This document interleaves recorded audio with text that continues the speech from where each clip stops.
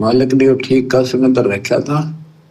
उसमें कहा था कि 5505 जब कलयुग बीत जाए महापुरुष फरमान जग तारण को आए। और काल से कहा था कि जब कलयुग इतना बीत जाएगा तब हम अपना अंश उठाएं। कितनी बड़ी बात कही गुरुदेव ने। गुरुदेव ने स्वयं के परमात्मा होने के विषय में बात कह दी कि परमात्मा ने कहा था उस समय, कब, जब धर्मदास जी से कबीर सागर लिखवाया जा रहा था कि 5500 जब कलयुग बीत जाए महापुरुष फरमान जग तारण को आए, कि वो महापुरुष आएगा। और महापुरुष कौन है सृष्टि में? एक ही है, कबीर परमात्मा। तो कबीर सागर में तो स्पष्ट लिखवा दिया था कि धर्मदास मैं खुद ही जाऊंगा। और भी लिखवाया कबीर सागर में कि 12वें पंथ हम ही चल आवें और सब पंथों को मिटा के एक पंथ चलावें। ये समर्थ का वचन है, डूम भाट के गीत नहीं है। साध वचन पलटे नहीं पलट जाए ब्रह्मांड। अगर कबीर सागर में धर्मदास जी के माध्यम से परमात्मा ने लिखवाया था कि मैं खुद ही जाऊंगा, और यदि वो भगवान किसी और को भेज रहा है तो कबीर सागर फिर सूक्ष्म वेद नहीं हो सकता, फिर वो झूठा वेद है। फिर हम उसको सूक्ष्म वेद कैसे कह सकते हैं जिसमें झूठ लिखी हुई है? 650 साल पहले तो भगवान ने लिखवा दिया कि मैं खुद ही जाऊंगा, कि 12वें पंथ हम ही चलावें और सब पंथों को मिटाकर एक पंथ चलावें। कि धर्मदास उस गरीब दास के 12वें पंथ में आगे चल के मैं खुद ही जाऊंगा और एक नया 13वां पंथ चलाऊंगा। अब यदि आज वो परमात्मा नहीं आया और संत रामपाल जी के रूप में मान लो अपनी किसी आत्मा को भेज दिया, तो फिर वो झूठा भगवान है, झूठा। फिर वो कबीर सागर को सूक्ष्म वेद नहीं कह सकते, 5वां वेद नहीं कह सकते, क्योंकि भगवान के सूक्ष्म वेद में तो झूठ का एक मात्रा भी नहीं हो सकती। तो आप और हम भाई बहन समझ नहीं पा रहे। भगवान ने जो कहा वैसा ही किया। उस 12वें पंथ में खुद ही आ गया। 12वें पंथ का अंतिम गुरु आदरणीय रामदेवानंद जी, और 17 फरवरी 1988 को सतगुरु रामपाल जी एक मुंह बोले शिष्य की भूमिका निभाते हुए उन्होंने आदरणीय रामदेवानंद जी से लोक दिखावे में नाम दीक्षा ली, स्वयं कबीर परमात्मा होते हुए भी। और 1988 में उन्होंने 12वें पंथ में प्रवेश किया कि 12वें पंथ हम ही चलावें, सब पंथों को मिटा के एक पंथ चलावें। और सन 1994 में फिर परमात्मा ने नया 13वां कबीर पंथ चला दिया। फिर वाणी में क्या कह रहे हैं गुरुदेव कि 650 साल पहले तो कहा था कि 5500 जब कलयुग बीत जाए महापुरुष फरमान जग तारण को आए। और काल के सामने क्या कहा था कि मेरा दास जाएगा, क्योंकि काल समझ नहीं सकता था उस समय। काल को विश्वास नहीं था कि ये कबीर भगवान होगा जो मेरे सामने है। वो विश्वास ही नहीं कर सकता कि भगवान ऐसे गंदे लोक में आएगा। इसलिए परमात्मा ने काल के साथ में थोड़ा भेद रखा कि मेरा अंश जाएगा। अरे आए तो परमात्मा खुद ही थे जोगजीत रूप में, फिर भी अपने आप को छुपा रहे थे ना। काल उसे अपना बड़ा भाई मान रहा था ना, लेकिन क्या वो काल का बड़ा भाई था?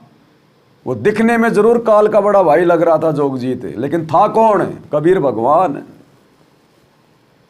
तो क्या कह रहे हैं परमात्मा कि धर्मदास को तो परमात्मा ने सत्य कह दिया था कि 5500 जब कलयुग बीत जाए महापुरुष फरमान जग तारण को आए।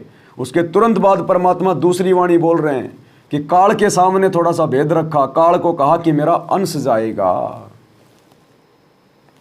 महापुरुष फरमान पता, पुरुष में कहा था कि 5505 जब कलयुग बीत जाए महापुरुष फरमान जग तारण को आए। और काल को क्या कहा था और काल से कहा था कि जब कलयुग इतना बीत जाएगा तब हम अपना अंश उठाएं। ये 13वां वंश अवदास आया बच्चों, विश्वास कर लो। कुछ भी हो ये ना देखो, कबीर साहब दानक थे, दुल्हा थे, झोपड़ी में सारी उम्र रहे, सारी सृष्टि का पालन करता, सबके दान पोषण करता, और वहां थे। अब बताओ कौन मान रहा है? Kabir is God. गुरुदेव कह रहे हैं बच्चों अब ये दास आया है वो 13वां वंश, अपने आप को छुपाते हुए कह रहे हैं कि अब ये दास आया है वो 13वां वंश जिसने 13वां कबीर पंथ चला दिया। और कह रहे हैं बच्चों विश्वास कर लो चाहे कुछ भी हो। क्या विश्वास? कि हमारा गुरु ही कबीर है, हमारा गुरु ही भगवान है, हमारा गुरु किसी का दास नहीं, किसी का अंश नहीं, किसी का वंश नहीं, ये स्वयं परमात्मा है। गुरुदेव कह रहे हैं बच्चों चाहे कुछ भी हो ये ना देखो, विश्वास कर लो। और फिर उदाहरण दे रहे हैं कि जब 650 साल पहले परमात्मा आए थे तो एक गरीब जुलाहे की भूमिका, एक झोपड़ी में रहा करते थे। अब दुनिया कैसे माने कि वो परमात्मा था, वो भगवान था? कैसे दुनिया स्वीकार करे? वो गरीब जुलाहा, वो धानक और वो भगवान। उसको भगवान मानने के लिए इतना कलेजा चाहिए, इतना। 650 साल पहले परमात्मा जिस वेशभूषा में, जिस परिवार में, जिस समाज में आए थे, जो भूमिका कर रहे थे गरीब निर्धन जुलाहे की, और उसको कोई कहे कि ये भगवान है। नानक जी रो रो के मर गए जुलाहों की कॉलोनी में, कह रहे जुलाहो ये भगवान आया हुआ, ये परमात्मा, ये रब है। क्योंकि नानक जी उनको शतलोक में देख के आ चुके थे। फाई सूरत मलुक की वेश, ए ठगवाड़ा ठगी देश, खरा सियाणा बोता बार, ये धानक रूप रहा करतार। लोगो ये धानक रूप रहा करतार। जुलाहों की कॉलोनी में खड़े होके कह रहे थे कि भाई जुलाओ, अरे लोगो दुनिया वालों ये करतार है, ये भगवान है, ये कबीर परमात्मा शतलोक का राजा। अब वो जुलाहे उसका मजाक उड़ा रहे थे नानक जी का कि ये सरदार पागल हो गया। अरे सरदार पागल हो गया, नीरू के बेटे को परमात्मा कह रहा है। तो गुरुदेव कह रहे हैं बच्चों उस कबीर जी को परमात्मा मानने के लिए इतना कलेजा चाहिए।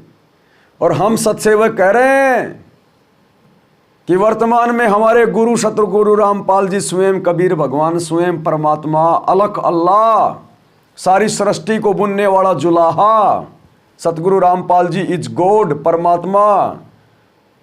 अब इस बात को स्वीकार करने के लिए खुद सतगुरु रामपाल जी की संगत को भी इतना कलेजा चाहिए, इतना। उस काशी वाले धानक को तो परमात्मा मानने के लिए इतना ही चाहिए, लेकिन सतगुरु रामपाल जी को परमात्मा मानने के लिए उनके भक्तों को भी इतना कलेजा चाहिए, इतना। अब ये इतना कलेजा हर किसी के पास नहीं होता भाई। ये तो जो परमात्मा की शेर दिल आत्मा होंगी, जो युगों युगों की परमात्मा की विशेष पुण्य कर्मी आत्मा होंगी, युगों युगों के माल होंगे, वही स्वीकार कर पाएंगे। जैसे 650 साल पहले कोई नानक जैसा इक्का दुक्का ही स्वीकार कर पाया था कि यह परमात्मा है, इसी प्रकार आज सतगुरु रामपाल जी की संगत में से भी कुछ ही होंगे, बाकी दुनिया की बात छोड़ दो आप, संगत में से भी कुछ ही होंगे जो अपने गुरु को परमात्मा के रूप में हृदय से स्वीकार करेंगे।